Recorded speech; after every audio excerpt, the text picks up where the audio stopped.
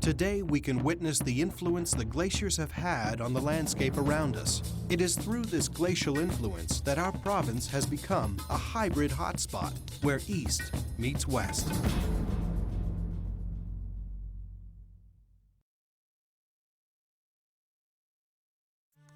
The land we see around us has been shaped by an incredible force. Scraping and molding the land as they advanced and retreated, the glaciers have directly impacted much of Alberta's natural history. At the Royal Alberta Museum, Dr. Jocelyn Houdon is looking at the effects glaciation has had on many species of birds. We're looking at a process that took place about 15,000 years ago.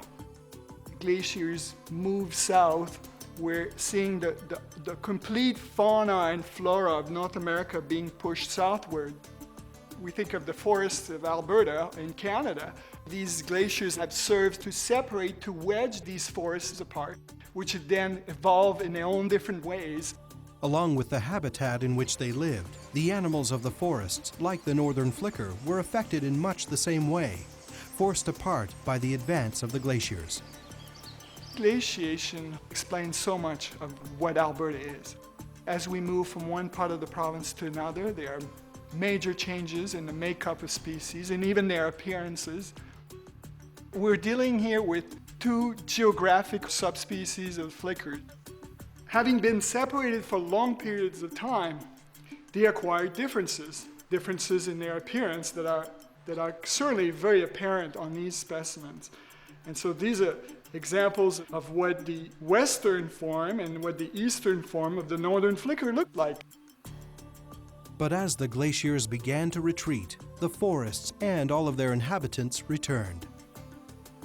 These forms lived far apart for long periods of time, are now back together and don't seem to care about these differences. They will mate and will produce birds that show different combinations of these features. This is a pattern that's repeated over and over again with other species of forest birds. And these species, first separated by the advance of the glaciers, are meeting again right here in Alberta. You can very well observe some of these individuals in your own backyard. There just aren't very many other places in Canada where that's happening. In fact, there are more hybrids and hybrids situation in Alberta than anywhere else in the country.